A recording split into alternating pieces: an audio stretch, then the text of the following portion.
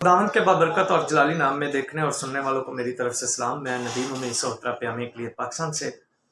आज हमारे पास जिस टॉपिक पे बात करना चाह रहा हूँ वो है मिनॉरिटी राइट्स के हवाले से कि पाकिस्तान में अक़लियतों को क्या तहफ़्फ़ुज़ हासिल है। और बदकिस्मती से आजकल जो दिन ब दिन हालात तब्दील हो रहे हैं या हमारे बहुत से लोग रोना रोते हैं कि हमें पाकिस्तान में अक़लियतों को कोई हक़ूक़ हासिल नहीं है, तो मैं उनकी नज़र ये करना चाहूँगा। ये इस्लामी जमहूरिया पाकिस्तान का दस्तूर, ये आइन की किताब है और इसका आर्टिकल 36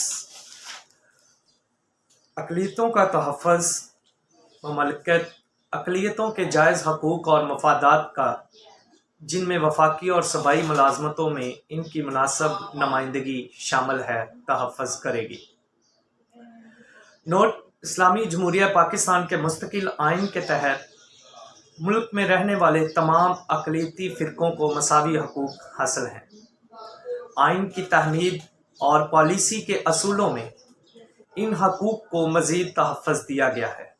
मुल्क के तमाम शहरियों की तरह आइन में अक़लियतों के हक़ूक़ की भी ज़मानत दी गई है।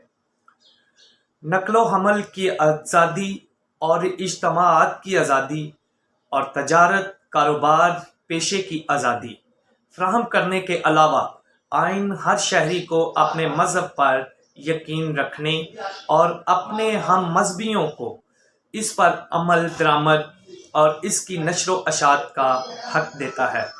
और इसी तरह आइन के तहत हर मज़हबी फ़िरक़े को अपनी मज़हबी अदारे कायम करने, इनकी देखभाल करने और इनका बंदोबस्त करने का हक़ हासिल है। आइन की दफ़ा 25 की शिक 1 वाज़ेह तौर पर बयान करती है कि कानून की नज़र में तमाम शहरी मसावी हैं और कानून के मसावियाना तहफ़्फ़ुज़ के मुस्तहिक़ हैं। दफ़ा 26 और 27 में कहा गया है कि हर शहरी को क़तई नज़र नस्ल, मज़हब, ज़ात, जिनस, रहाइश या जाए पैदाइश की बुनियाद पर अवाम के लिए मख़सूस तफरीह मकामात या तफरीह गाहों में जाने की इजाज़त होगी। नीज़ किसी भी तकर्री के सिलसिला में इम्तियाज़ नहीं बरता जाएगा। आइन की इस दफ़ा में अक़लियतों के जायज़ हक़ूक़ और मफादात और वफाकी व सूबाई मुलाज़मतों में इनकी मुनासिब नुमाइंदगी के तहफ़्फ़ुज़ की ज़मानत दी गई है। दफ़ा 28 में कहा गया है कि हर शहरी जो एक मख़सूस ज़ुबान, रस्म ख़त और सकाफ़त रखता हो, उसे इनको महफूज रखने और फ़रोग़ देने का हक़ हासिल है और कानून के मुताबिक इस मकसद के लिए ऐसे अदारे कायम करने का भी हक़ है। दफ़ा 51 और 106 के तहत कौमी असम्बली और सूबाई असम्बली में अक़लियतों के लिए नशिस्तें मखसूस कर दी गई हैं। 1950 में बरसगीर में अक़लियतों के जानो माल के तहफ़्फ़ुज़ का मुआहदा तय पाया।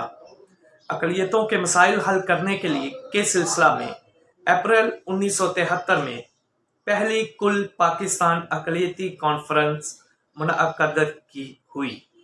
अक़लियतों की फ़लाह व बहबूद के लिए अब तक ये इक़दामात किए गए हैं।